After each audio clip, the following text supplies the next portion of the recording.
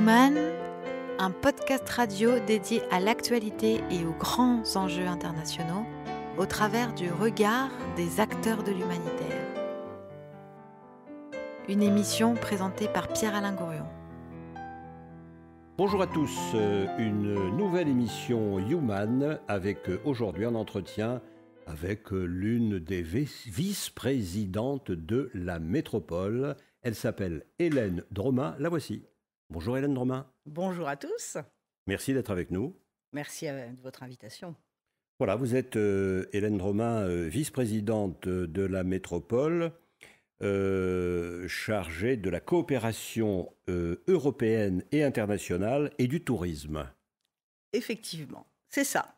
Jusque-là, je n'ai pas dit de bêtises. Pas du tout. Bon. Moi non plus, notez-le. Est-ce qu'un entretien comme ça, tranquille, par rapport à votre parcours, est quelque chose où je vais pendant 1 heure parler avec quelqu'un, qu'est-ce que ça vous fait comme effet? Ah oui, c'est le gros stress. Oui, non, je plaisante. Oui. Non, mais effectivement, en fait, je le vois un peu comme une respiration parce que j'ai rien préparé. Je vais vous répondre comme si je parlais à un copain, qu'on se croise, qu'est-ce que tu deviens, voilà, je le vois de cette façon-là, et puis on verra. Voilà, et de notre côté, eh bien, notre idée, c'est de présenter une femme politique, un homme politique dans sa diversité, dans son origine professionnelle et personnelle, de voir son cheminement.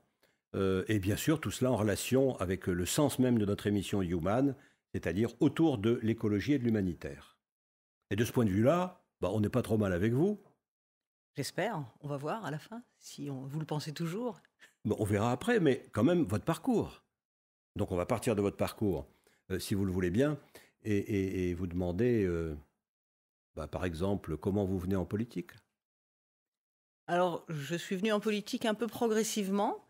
J'ai toujours voté écolo, ça j'ai jamais varié par rapport à ça.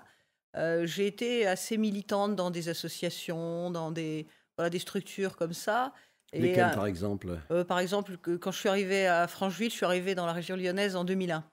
Il y avait une association qui s'appelle la Sauvegarde de la Vallée de Francheville qui défendait la vallée, donc je suis partie avec eux. Et voilà, c'était une façon de défendre les choses. Après, on a eu une structure qui luttait contre le projet de périphérique qui était totalement archaïque et hors du temps. Donc j'ai aussi été associée à cette association. Enfin, c'était un regroupement d'associations qui s'appelait Stop au Top. Donc là, on parle du périphérique ouest de la région lyonnaise, de Lyon, de la métropole de Lyon. Rebaptisé Anneau des Sciences, parce que c'est quand même beaucoup plus joli et beaucoup plus sexy que périphérique ouest. Bon, Anneau des Sciences, c'est mieux que périphérique, on va le dire. Ouais. Mais vous étiez opposé à ça, en tant qu'écolo. Oui, complètement. Ouais. En tant que verte. C'est ça. Alors, je n'étais pas forcément adhérente d'un parti.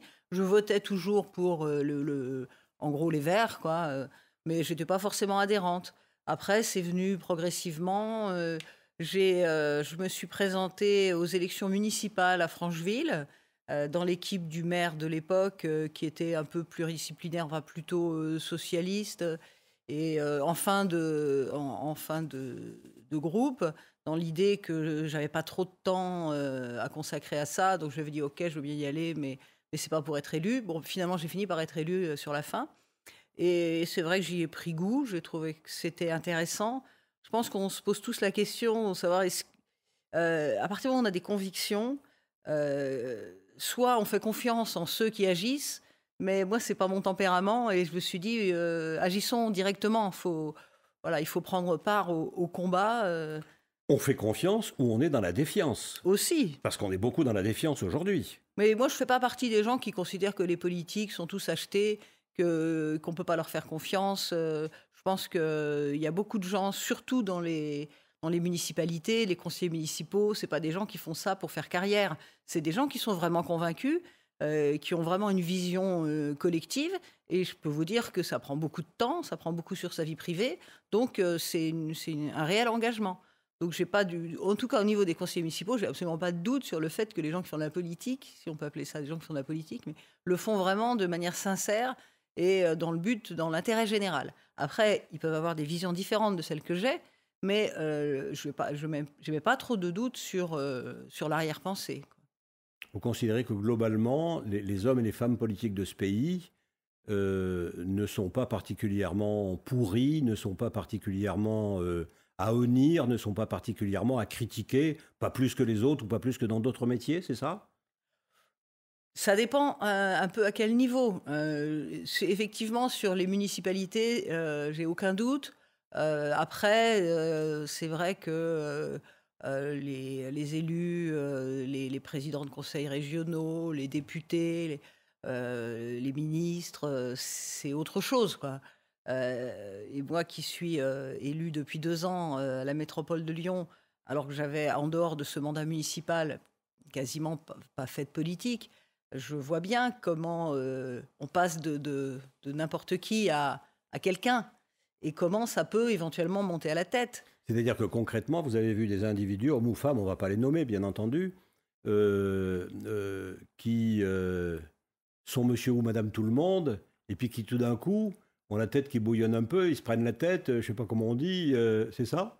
Oui, c'est un peu Ils ça. prennent la Moi, grosse tête. Après, les autres, je ne vais pas forcément parler pour les autres, mais moi, Non. j'ai bien vu Oui. qu'il y a des gens qui avaient des attitudes différentes par rapport à moi que ce que je connaissais auparavant.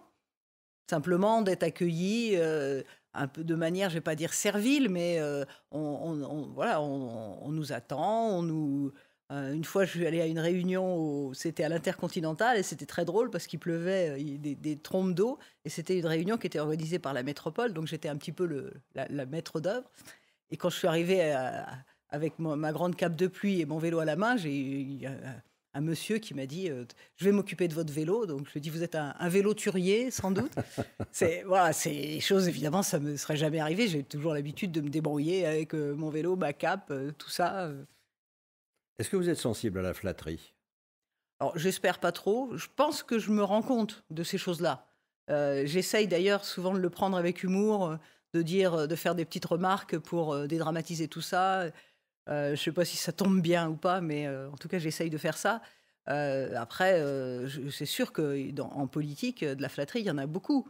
Et je pense que plus on monte, plus il y a de ça tout autour. Et j'imagine la solitude que ça doit être d'être au plus haut niveau pour faire la différence entre un flatteur et quelqu'un de sincère. Comment s'en préserver? En conservant dans son entourage des gens imputrescibles dont on sait que quoi qu'il arrive, ils nous diront non mais là, attention, là tu déconnes, quoi. Oui, mais ça veut dire des gens très proches, ça veut dire son petit monde juste autour de soi, et puis ça veut dire qu'on s'enferme aussi dans un entre-soi. Non, ça c'est juste le paratonnerre, je dirais, par rapport au fait d'être trop dans la flatterie, la flagornerie ou la manipulation aussi, hein. Bien sûr. Mais ça ne veut pas forcément dire qu'on reste entre soi, parce qu'au contraire, de toute façon, il faut dialoguer avec un maximum de monde. C'est fondamental, ça. Voilà, alors vous avez prononcé tout à l'heure le mot vie privée, comme c'est un portrait. Bah, on va partir de vous. Récemment, je disais à quelqu'un que j'ai interviewé, on va partir à l'intérieur du ventre de votre mère. Ah, bah, si on part du ventre de ma mère, il en est sorti 5 enfants. Oui. Moi, j'étais au milieu, enfin, Oui. j'étais dans les premiers. Je suis issue d'une famille du Nord, hein, qui est plutôt une famille nombreuse. Ouais, un ch'ti.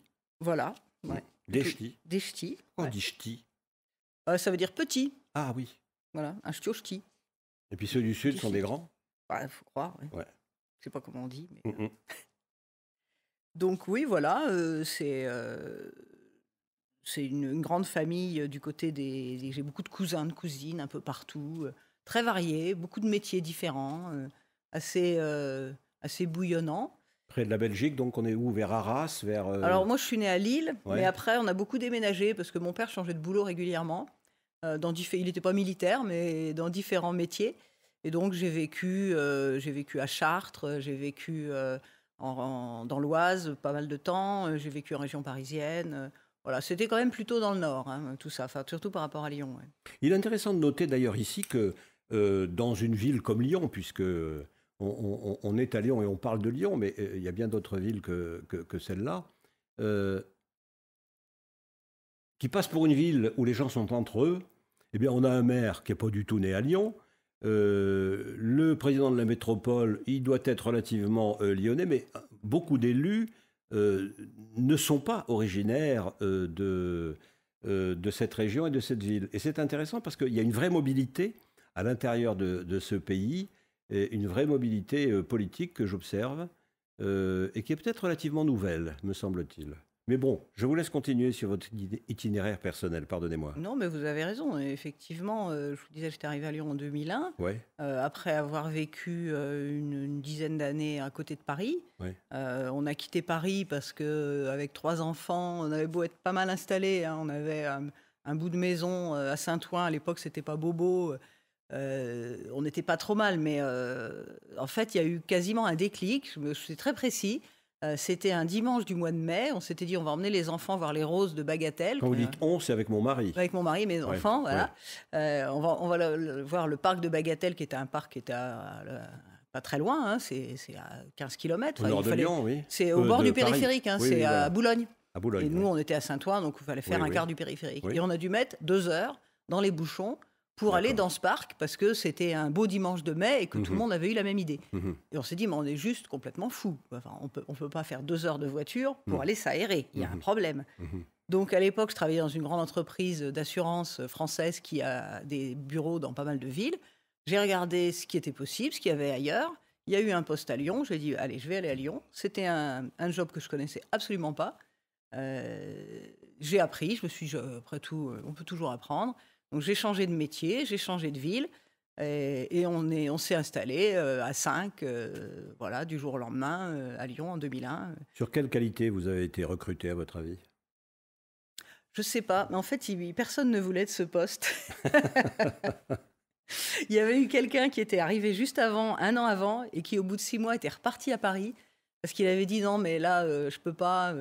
C'était, enfin, je vais pas vous raconter les détails, mais il y avait eu une fusion entre 2 sociétés. Les 2 équipes avaient été regroupées et en gros, il y avait le racheteur et le racheté. Et il se trouve que le patron de l'équipe était du côté des rachetés. Et gérait cette équipe, mais de manière, enfin, ça n'allait pas du tout. L'ambiance était assez épouvantable et c'est vrai que c'était assez difficile. Et donc, le précédent était reparti en courant à Paris. Et moi, je me suis dit, bah, on verra bien. Après tout, je vois pas pourquoi on n'y arriverait pas. Ces gens-là sont sûrement normaux. Il faut juste discuter avec eux. Et voilà. Donc, Quand on vous voit, on dit c'est une fonceuse. Ça vous paraît juste? Oui, on me dit souvent que je suis dans l'action, voire parfois un peu trop d'ailleurs.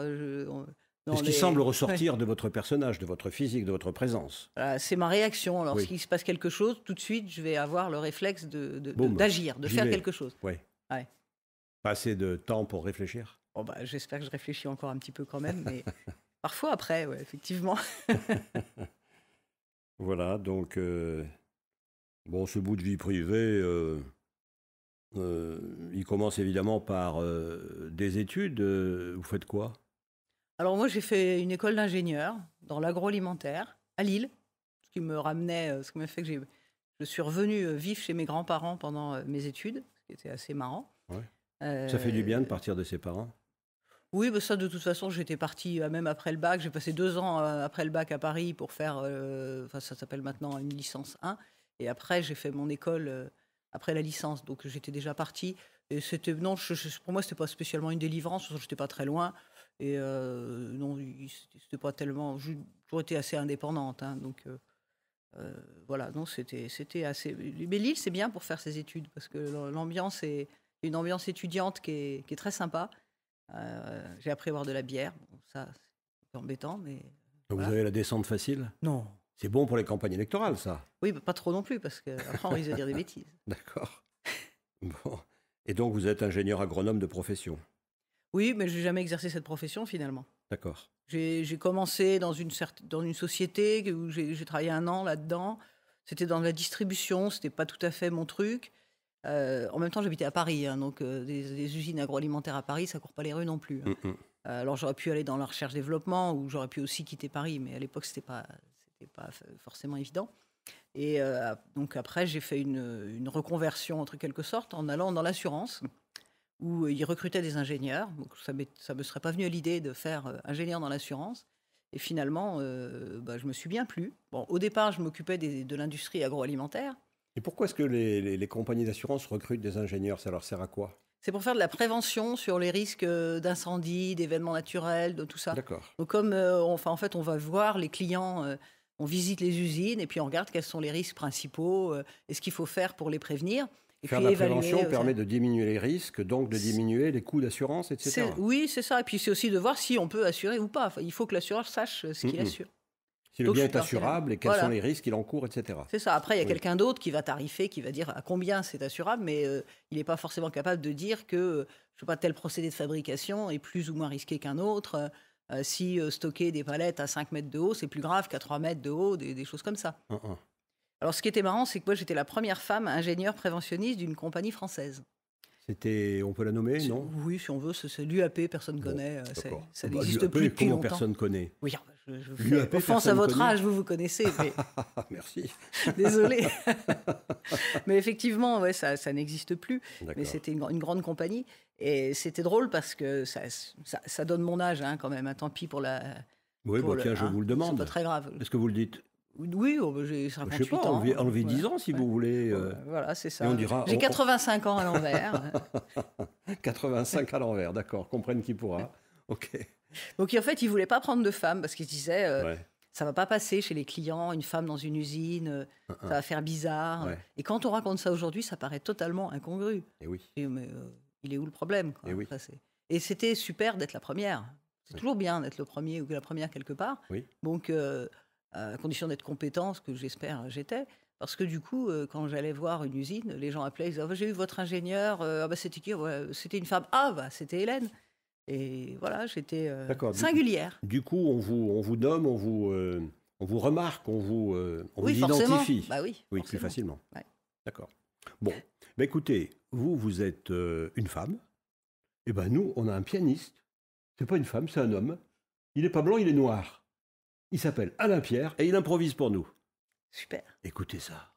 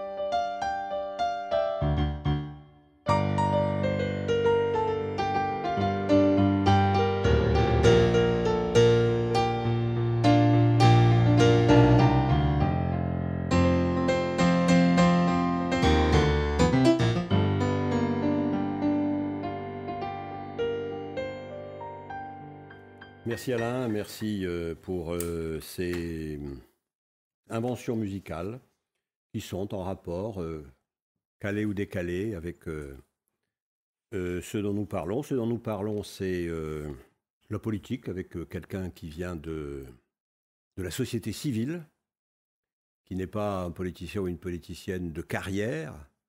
Pourtant que ça ait un sens, car à notre sens, et au vôtre sans doute aussi, Hélène Dromain, eh bien, tout le monde peut être élu un jour à une fonction élective, c'est même le propre et le principe d'un fonctionnement démocratique. Et voilà, et vous êtes cet exemple, et on prend cet exemple de cheminement politique, comme pour dire aux gens qui nous écoutent et aux plus jeunes d'entre eux, ben allez-y, engagez-vous dans ce que vous voulez. Allez à droite, allez à gauche, allez au centre, c'est pas notre souci, c'est pas notre problème, c'est pas notre préoccupation. Euh, vous avez dit je suis écolo. Je confirme. Et vous vous êtes engagé à travers des associations diverses. Et comment est-ce que vous arrivez à l'engagement politique plus direct dans un parti politique? Alors, ma première candidature un peu singulière, ça a été aux législatives en 2017. Comme j'étais dans la circonscription qui est la nôtre, dans l'Ouest lyonnais, qui est une circonscription taillée de manière très subtile à l'époque, donc qui ressemble à un haricot vert, qui fait tout en longueur, hein, qui permet de diluer certaines voix avec d'autres. C'est un découpage pasquois, comme on dit? Voilà, c'est ça, c'est un Oui. découpage pasquois subtil. Oui. Bref, donc je me suis présentée dans cette circonscription-là. J'ai trouvé ça assez sympa. Avec Europe Écologie, donc? Oui, là, cette fois-ci, clairement, oui, bien sûr. Oui. Et alors, ils avaient réparti les circonscriptions entre les pas gagnables, les éventuellement gagnables et les gagnables. Donc, nous, on était dans les pas gagnables. Ce qui fait qu'on nous avait dit, ce qu'il faut, c'est pas dépenser d'argent parce que on ne sera pas remboursé. Au niveau du mouvement? Au niveau du parti, oui. Du parti, oui. Donc faites votre campagne, mais vous dépensez pas de fric. Exactement. Ouais. Donc, j'étais assez fière d'avoir fait une campagne qui a coûté 750 €. D'accord. Ce qui, je trouve, c'est pas mal. Hein. Oui. J'ai fait 5,7% des voix. Donc, on a été remboursé de nos 750 €. Parce qu'on est remboursé à partir de 5%. D'accord. Donc voilà, petite gloire personnelle. Bon, c'est pas avec ça, 5,7, c'est pas énorme, mais en même coup, temps, vous dans avez le regretté contexte. de ne pas avoir dépensé beaucoup plus. Voilà, c'est ça. Non, non, surtout pas. Mais voilà, donc ça, c'était en 2017. Après, quand sont arrivées les élections métropolitaines, j'ai compris un peu comment ça fonctionnait avec ce système de circonscription, donc avec encore un autre découpage. Hein, c'est toujours des découpages différents. Je me suis dit que ça pouvait m'intéresser parce que la métropole de Lyon, c'est quand même quelque chose d'assez important au niveau des responsabilités, au niveau des compétences. Ça me parlait bien. Donc voilà, j'ai proposé de prendre la tête de liste de la circonscription Ouest. Et j'ai été élue. Malheureusement, j'étais la seule à être élue parce qu'avec le principe proportionnel à prime majoritaire, la liste majoritaire, oui. voilà, c'était les Républicains qui sont passés. Et j'étais malheureusement la seule élue. Je l'ai bien regretté parce qu'on s'était entouré d'une belle équipe avec des gens qui vraiment auraient mérité. Mais voilà. Tiens, on peut parler de ça, faire une petite parenthèse sur la force d'une équipe électorale, l'intérêt, le plaisir qu'il y a à, en travaillant beaucoup, coller des affiches, faire des réunions, taper aux portes, je ne sais quoi. Qu'est-ce que vous avez fait? Comment ça s'est passé, l'ambiance? C'est ça, hein, coller les affiches. Je me suis vue coller une affiche à 23h55 parce que passé minuit, ça ne pouvait plus être recouvert. Il y a des contraintes hein, comme ça, d'aller sur les marchés. Alors, j'essaye toujours de prendre un petit contre-pied pour se démarquer. Donc, j'ai une époque, j'allais au marché avec mon vélo, une remorque, et sur la remorque, je mettais une poule, parce que j'ai des poules chez moi. Donc, vous habitez à la campagne? J'habite à Francheville, j'ai un jardin. Et vous avez combien de poules? J'ai 3 poules et un coq. D'accord. C'est pas non plus un élevage Vous industriel. n'avez pas amené quelques œufs, là? Non, je ne vous ai pas amené quelques œufs. Pourtant, les œufs de mes poules actuellement sont verts, donc en plus... donc vous mettiez une poule sur la remorque de votre vélo pour attirer l'intérêt? C'est ça, donc les gens passaient. Alors bon, quelquefois, les amis des bêtes me disaient « Ah, elle est malheureuse ». Non, elle n'a rien dit. Mais ça faisait un petit buzz et ça lançait le dialogue. Où je mettais de la musique aussi, mais à ce moment-là, si je mets de la musique, je vais mettre de la musique classique, par exemple. Ça surprend. Sur votre vélo? Enfin, oui, avec la poule et la remorque, pourquoi pas. D'accord. Comme ça, créer un peu petite d'intérêt, ambiance musicale. Petite ambiance, oui. Et on peut pas être agressif devant quelqu'un qui met de la musique classique et qui a une poule sur un vélo. D'accord. Bon. Oui, c'était votre manière à vous d'attirer l'attention et l'équipe, là... Alors tout ça, bien sûr, ça c'est de l'apparence. Hein. Après, évidemment, l'essentiel, c'est le programme, c'est les idées, c'est d'essayer de faire avancer les dossiers. Enfin, c'est quand même ça qui nous intéresse. Si je fais de la politique, c'est parce que je pense que c'est plus efficace pour faire avancer les dossiers ou les idées que j'ai qu'autre chose. Mais on se pose tous la question, est-ce qu'on est plus efficace en étant élu ou est-ce qu'on est plus efficace en étant dans l'associatif? Être activiste dans une association, ça marche aussi, hein.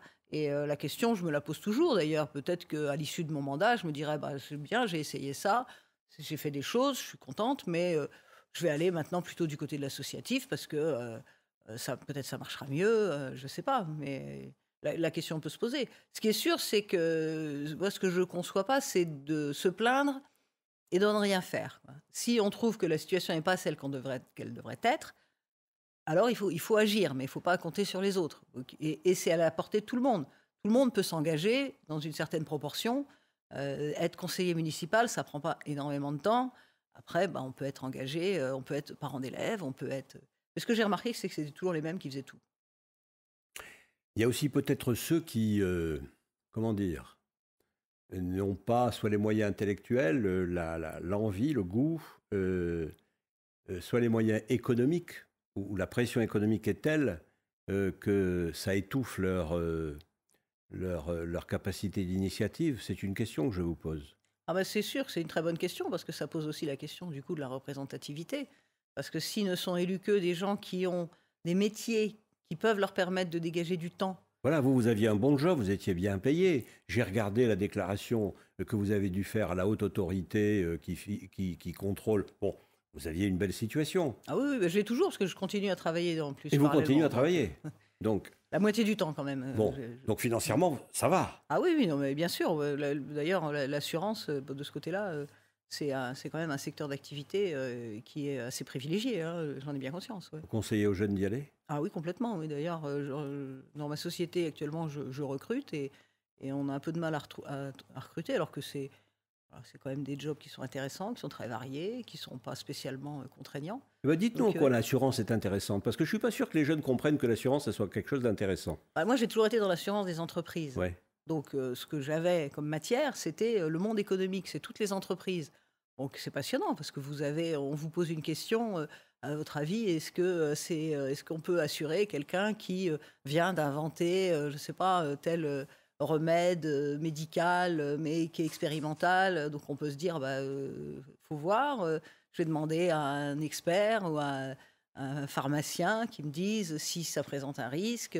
On est entouré de plein de spécialistes. Et si on s'y intéresse un peu, en fait, on est dans le cœur de l'économie de manière très pointue. Donc, et puis c'est transversal en quelque sorte, comme le politique d'ailleurs aussi est transversal, ou comme le journaliste est transversal, c'est-à-dire qu'il va s'intéresser à des catégories socio-professionnelles variées, diverses. Il ne va pas être enfermé dans un monde exclusif, quoi.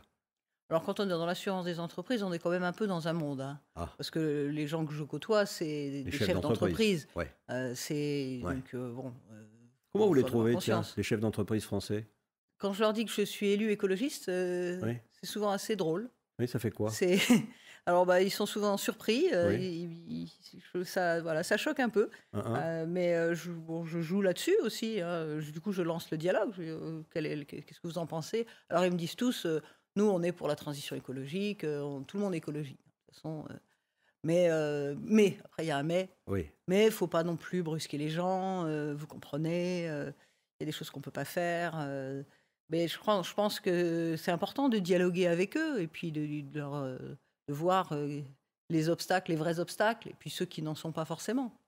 Eh bien, voilà notre transition, Hélène Dromin, sur la suite, c'est-à-dire sur l'écologie, sur en quoi c'est important, sur comment on fait aujourd'hui dans cette situation de crise mondiale dans laquelle nous sommes, réchauffement climatique, etc. Je ne vais pas vous faire un dessin.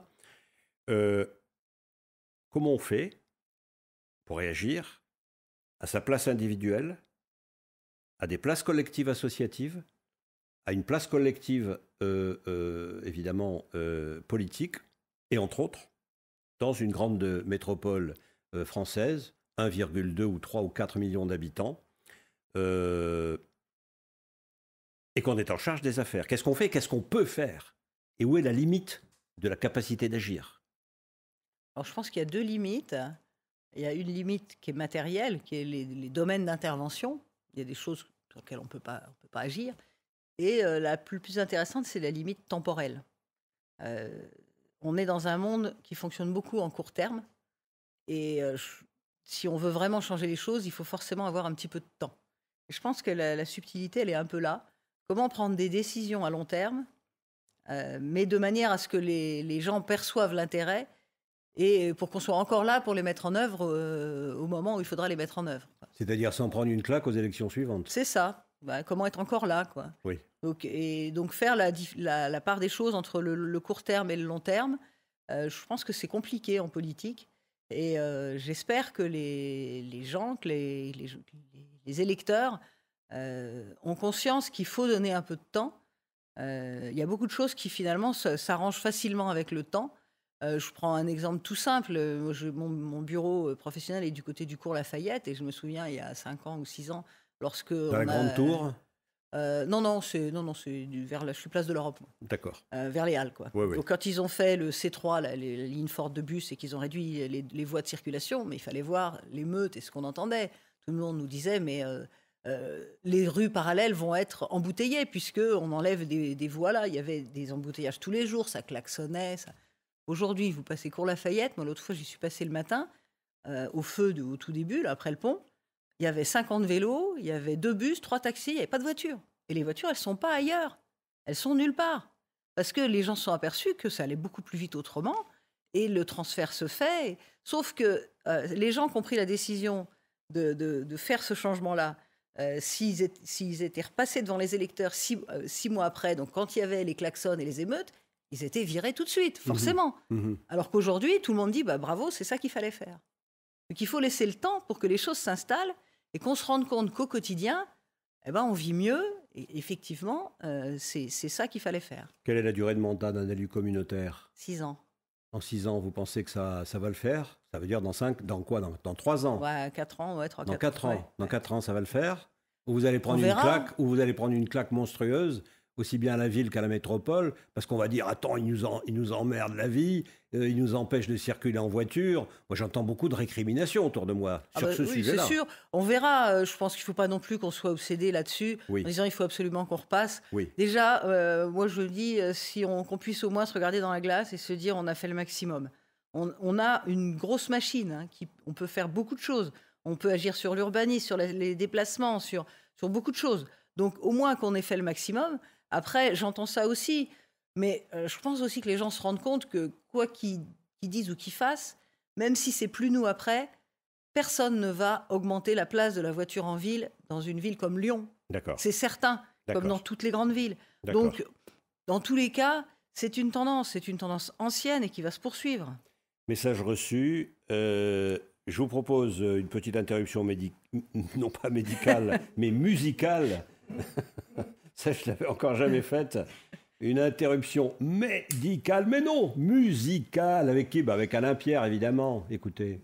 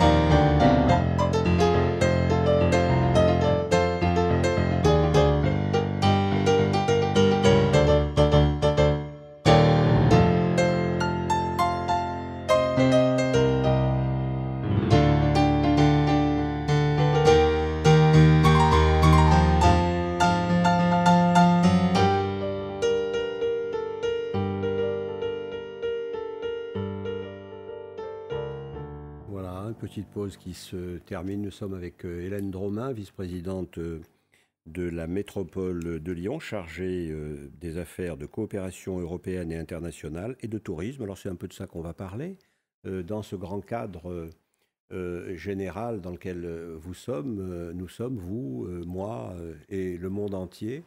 de la transition écologique, énergétique de ce monde violent, difficile, qui nous ménage sans doute des avenirs pas très roses. Et là, au milieu, il faut garder de l'optimisme et il faut garder le sens de l'action. Et comment on fait pour garder cet optimisme et ce sens de l'action sur ces deux terrains que vous occupez à la métropole de Lyon, qui sont d'une part le tourisme, mais vous en avez déjà pas mal parlé dans la presse. Donc on va peut-être axer plutôt sur la coopération européenne et internationale. Qu'est-ce qu'on peut faire sur ce terrain-là? Et puis on parlera éventuellement, si vous le souhaitez, également du tourisme et de tout autre sujet qui vous importerait dans le cadre de votre mandat, voilà, qu'on a balisé. Il vous reste 4 ans. C'est ça. Pour être réélu ou pour être dégagé? On verra. Et vous dites c'est pas grave. Je dis pas c'est pas grave parce que ça voudrait dire que je suis pas impliquée, donc j'ai évidemment envie qu'on réussisse. Mais c'est les électeurs qui vont décider. Je suis convaincue qu'on fait, en tout cas, on fait les choses avec conviction, avec cœur. On a des moyens d'agir sur pas mal de choses.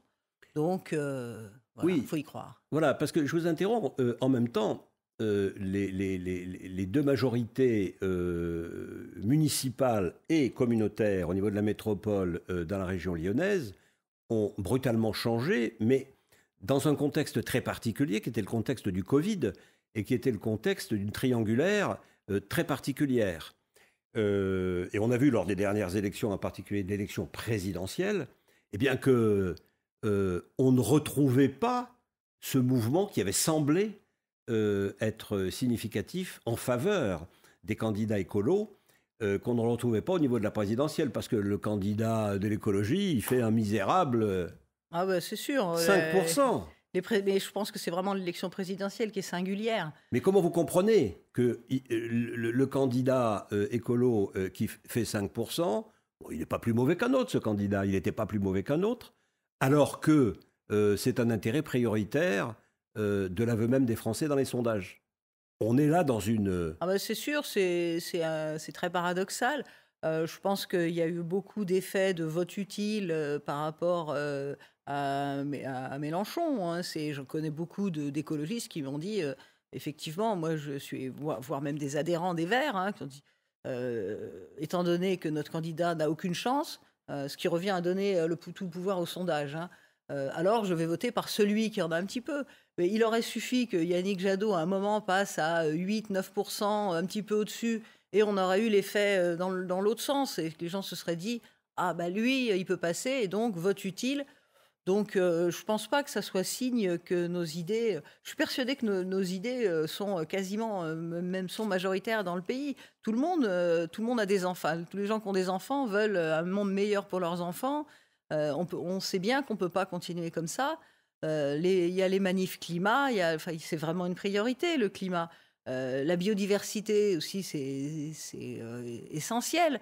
Vous avez vu comme moi que quand on fait un trajet sur l'autoroute en été, maintenant on nettoie plus les pare-brises. Hein, J'ai pas fini. compris, c'est les pare-brises, quoi. Il n'y a plus d'insectes. Ah oui, il n'y a plus Alors d'insectes. qu'avant, au bout de 2 heures, on était obligé de s'arrêter pour frotter, pour enlever tous les insectes qu'il y avait sur le...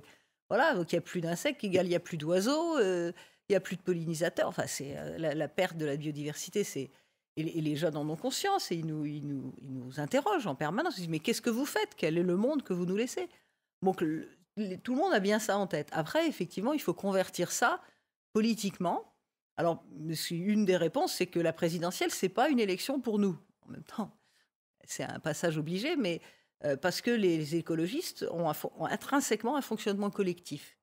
Et incarner avec une seule tête, un chef... c'est pas notre truc, quoi. Nous, on débat, on travaille ensemble, on est capable de prendre des décisions et on sait qu'on a quand même des chefs, hein, mais c'est pas notre modèle, quoi. Donc voilà, mais après, je suis pas plus inquiète que ça sur les prochaines élections. Hein. La présidentielle, c'est une chose, après, on verra les autres. Hein. Voilà, alors redescendons d'un cran, atterrissons à la métropole de Lyon. Et voyons ce que, quand on est en charge, eh bien, par exemple, de la coopération européenne et internationale, qu'est-ce qu'on peut faire et quelles sont les limites de l'action possible? Qu'est-ce qu'on a comme budget? Sur l'international, Ouais. c'était pas un virage à 180 degrés. Hein. Ouais. On était sur une tendance qui nous allait déjà assez bien. Il y avait une coopération avec une vingtaine de villes, donc qui étaient des villes partenaires de la ville de Lyon, de la métropole de Lyon. Donc on a regardé ça. Je travaille en complète fusion avec Sonia Storozov, hein, que vous connaissez. Les deux services, en quelque sorte, sont comme jumelés. Comment ça se passe? C'est même un seul service. C'est un seul service maintenant. C'est un service commun Oui. qui rapporte aux deux collectivités. Selon le cas, elles peuvent travailler pour l'une, pour l'autre, voire pour les deux, parce qu'il y a des cas où les compétences sont partagées. Donc, ça peut être pour les deux. Et ça, voilà. Il y a d'autres services communs comme ça sur d'autres. C'est grâce à Gérard Collomb, ça? Oh, ben c'est pas très vieux, mais oui, il y a beaucoup de choses qui sont grâce à Gérard Collomb. Hein. C'était pour voir. D'accord. Mais ouais, c'est le même service. Et donc, juste, on a redéfini les priorités au niveau des actions. Donc, d'avoir des actions sur des thématiques qui nous parlent plus. Au niveau des villes aussi, hein, plutôt des villes d'Europe. On s'est plutôt tourné vers les villes d'Europe. Ou des villes d'Afrique avec lesquelles on avait des coopérations anciennes, moins vers les États-Unis d'Amérique, et moins vers l'Asie, parce que d'abord on ne peut pas être partout, et on s'est dit qu'on allait plutôt se concentrer sur ces destinations-là. On a revu pas mal donc les thématiques, ça sera des sujets qui nous concernent plus, les déchets, le transport, et on est aussi très attaché à la réciprocité. C'est-à-dire qu'on passe des accords de collaboration et de coopération avec des villes ou des régions étrangères, enfin des villes ou des métropoles ailleurs en Europe, peu importe, vous nous indiquerez peut-être les pays les plus que vous avez ciblés dans l'histoire, les plus importants, sur des thématiques comme les transports, vous disiez. C'est ça. Les déchets, la nature en ville, la jeunesse, l'insertion professionnelle. Voilà, Qu'est-ce qui se fait ailleurs? Qu'est-ce qui se fait ailleurs et comment on peut, en travaillant ensemble, s'améliorer mutuellement? L'important, c'est aussi la réciprocité. C'est pas nous qui allons expliquer aux villes, je sais pas, une ville africaine, comment elle doit s'organiser. On leur dit, on peut leur dire voilà notre expérience. Mais vous faites comment? Et puis peut-être qu'on va aussi tirer profit de leurs expériences. Je pense par exemple sur les déchets. Pendant longtemps, en Afrique, ils n'avaient pas de déchets parce que la moindre casserole, elle va être transformée en passoire si elle est percée. Ils ont des tas d'ingéniosité pour tout réemployer, réutiliser. Ils sont meilleurs que nous. Ils jettent moins. Ils jettent moins, oui. Et ils sont aussi plus autosuffisants. Ils font la partie dans l'alimentation quotidienne. Même dans les capitales, il y a beaucoup de produits qui viennent de moins loin que ce qu'on a chez nous. Donc il y a des choses à échanger, des choses à tirer profit aussi de ce côté-là. Donc c'est vraiment un travail collectif. Alors ça fait 2 ans que je suis là, donc j'en ai rencontré certains, mais j'ai pas encore vu tout le monde. Et c'est intéressant, c'est très passionnant de rencontrer. Par exemple, j'ai vu en début d'année le maire de Porto Novo, au Bénin. Qui nous explique comment il peut faire avec le petit budget qu'il a pour gérer sa ville, avec la conscience qu'ils doivent en fait assumer les conséquences de notre mode de vie. Le réchauffement climatique, ils l'ont compris, hein. Mais maintenant, à eux de s'adapter. Du mode de vie, vous voulez dire occidental. Voilà, c'est ça. Ouais. Bien sûr. Bien sûr. Voilà. Donc, en gros, sur la coopération européenne et internationale, vous avez repris l'existant en arrivant au pouvoir à la métropole sans changer radicalement les choses. Pas radicalement, mais on a changé quand même fortement les choses. Vous avez changé quoi? Déjà, on passe pas notre temps à faire le tour du monde. Oui. Hein, avant, on limite les déplacements. Ils se baladaient un peu avant, ils prenaient l'avion, tout ça? Nous, en plus, on a eu le Covid qui nous a bien freiné de ce côté-là. Donc, même si ça nous avait effleuré l'esprit, pas eu le choix, oui.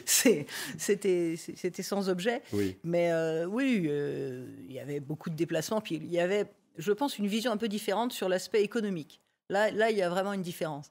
C'est qu'auparavant, l'idée était que la métropole de Lyon peut être un vecteur pour les entreprises de Lyon pour se développer à l'international. Et donc, on faisait des visites, des charters avec des chefs d'entreprise. Et puis, on allait vendre du Lyon à Canton, Shanghai, dans le monde entier. Avec les rails à l'époque, etc., oui. Voilà. Donc, oui. Nous, on considère que les entreprises lyonnaises se vendent à l'export, créent des implantations à l'étranger, très bien qu'elles le fassent, mais on considère que c'est pas la mission que nous ont confiée les Grands Lyonnais. Les Grands Lyonnais ils comptent sur nous pour qu'ils vivent mieux dans la métropole, qu'ils aient les équipements qui vont bien, les écoles qui respirent un bon air. Mais le fait que l'entreprise du coin ait une usine à l'autre bout du monde, ça leur change pas leur vie, ça leur crée pas d'emploi, ça sert pas à grand chose. C'est du entre guillemets rayonnement.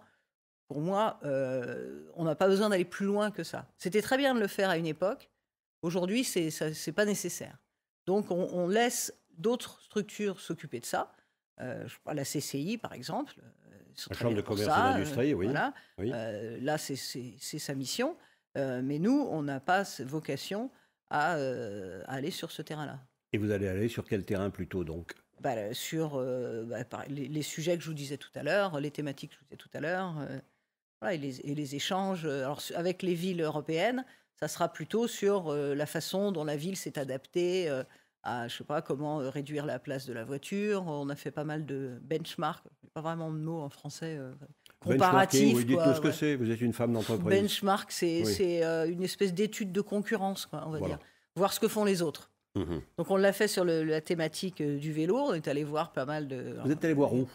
Alors, pas forcément personnellement. Non, mais le service, peu importe, oui. Ouais, Copenhague, Amsterdam, Oslo, pour voir comment ils se... Et dans ce cas-là, les échanges sont uniquement entre politiques ou également avec des administratifs des différents services? Non, il y a les deux, oui. Il faut aussi qu'il y ait les services. Voilà, sinon c'est ça eux suit qui créent pas. la continuité. Et oui. Ah oui, c'est important. Ouais. Voilà. Mais voilà, sur les mobilités, on a eu des échanges là-dessus. On a aussi un bon sujet avec l'Europe sur le sans-abrisme, où là, on est en train d'un peu être pas leader, mais il y a un petit groupe qui s'est créé avec pas mal de pays sur cette question-là. Et on est assez moteur pour voir de quelle manière les grandes métropoles comme la métropole de Lyon peuvent lutter contre le sans-abrisme. Comment on fait? Ça, on n'a pas encore la réponse Quel comme chemin on ça, prend? d'un claquement de doigts. Bien sûr. Mais On suit quel chemin? Ouais. Déjà, on commence par poser les choses, analyser le problème à la source, sachant qu'en plus, nous, à la métropole, on n'est pas en charge des réfugiés. Alors, on est en charge des mineurs non accompagnés seulement. Et rien que ça, déjà, on essaye de gérer ça. Mais de trouver des solutions d'hébergement. Je ne sais pas si vous avez suivi l'histoire des tiny house, qui sont des logements un peu dignes qu'on a mis à disposition de familles. Voilà, essayer de gérer ça de manière vraiment chirurgicale, en fait, sur le terrain.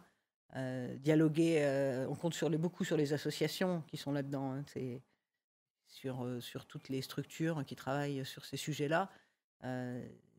Et voilà, on n'a pas encore, malheureusement, la recette miracle sur cette thématique-là. Mais parce que c'est une thématique qui nécessairement va s'alourdir avec les années, avec l'évolution climatique, avec les mouvements divers et variés de guerre ici et là. Ça ne va pas décroître. C'est sûr que si on craint des réfugiés climatiques, je pense que ça va venir.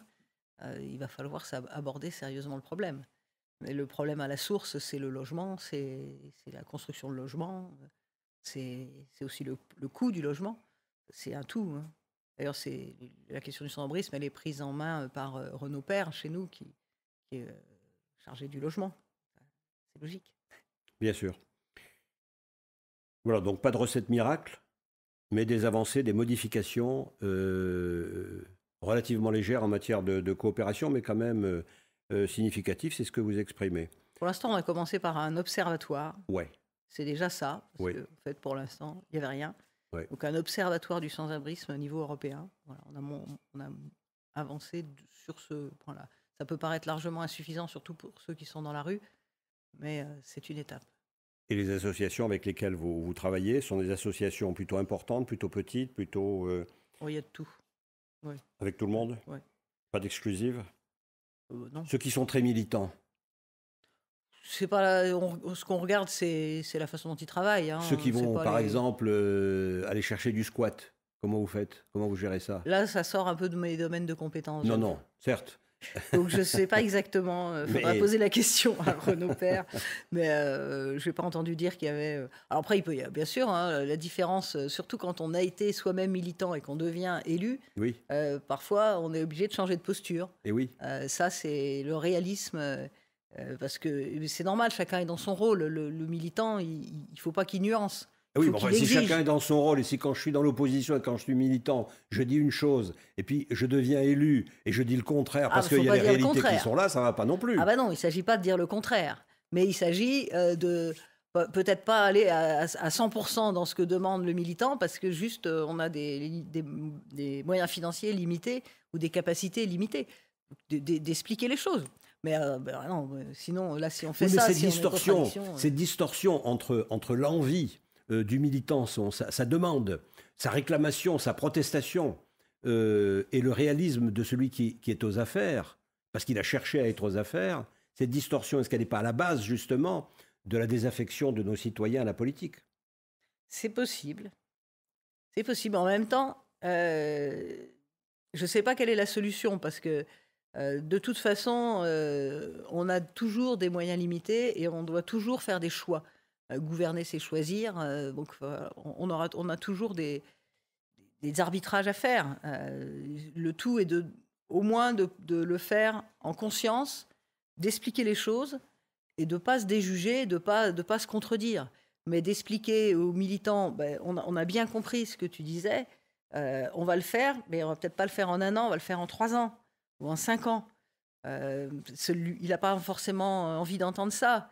Mais Parce que le militant, il peut répondre, mais tu le feras jamais.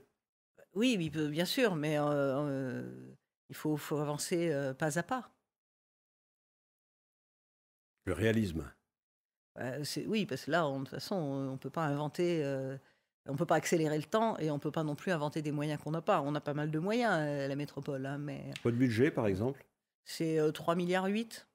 Ça, c'est le budget global de la métropole. Ouais. Et le budget de votre délégation?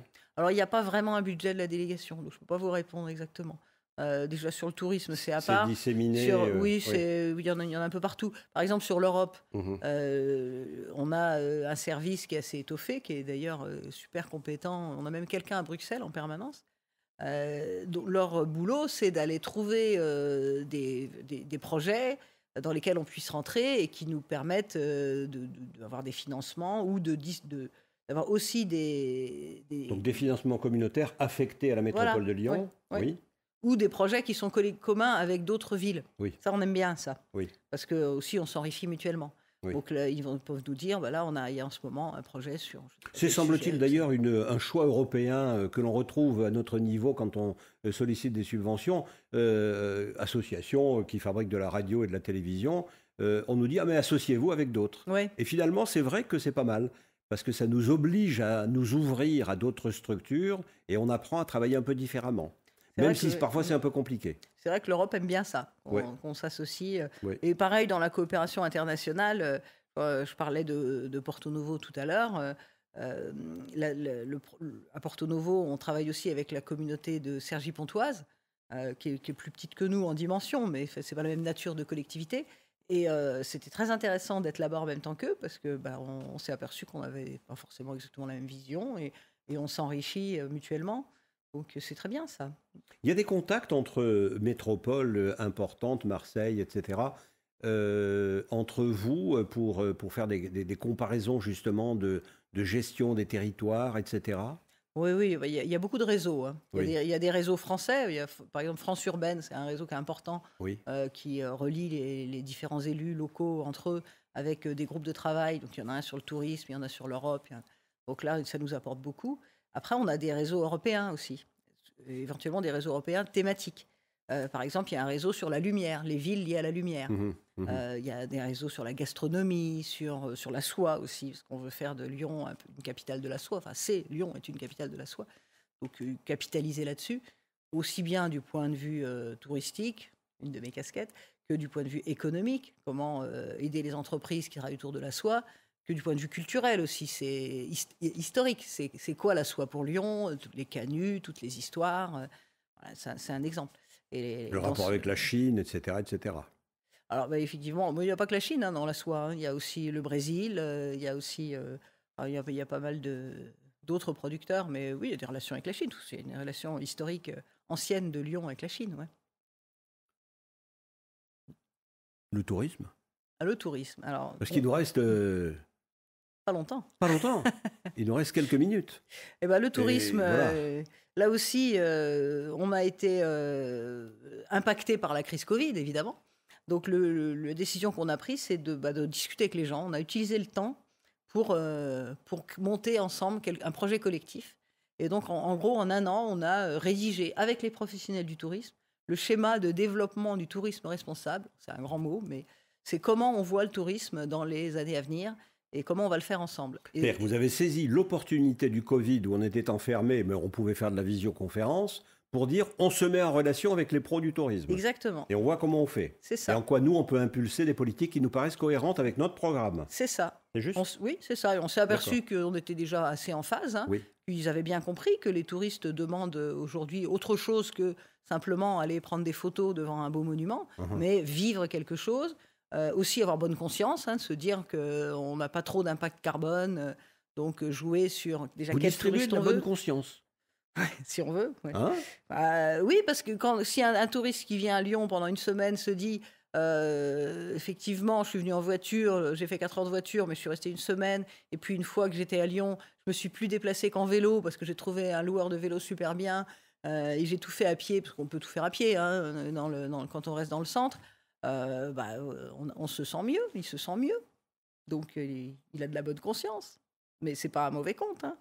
Non, mais je n'ai pas dit que c'était un mauvais compte, mais je n'avais pas pensé à l'action politique sous cet angle-là. Comment faire pour donner de la bonne conscience aux touristes qui arrivent de Nuremberg, pardon pour l'exemple, de Pise ou de New York, qu'importe.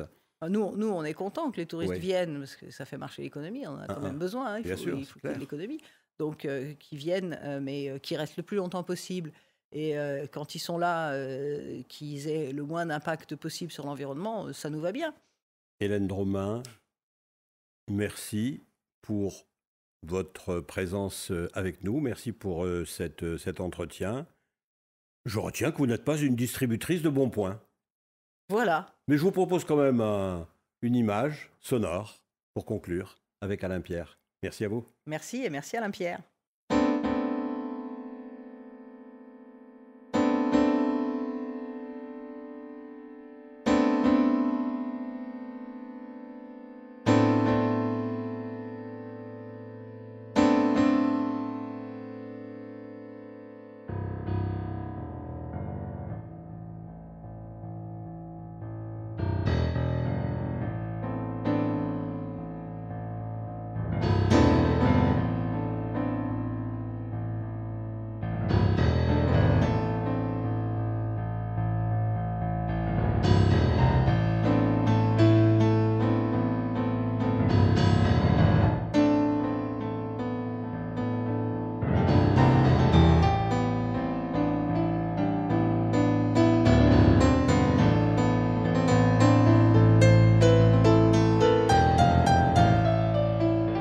Human, un podcast radio dédié à l'actualité et aux grands enjeux internationaux au travers du regard des acteurs de l'humanitaire.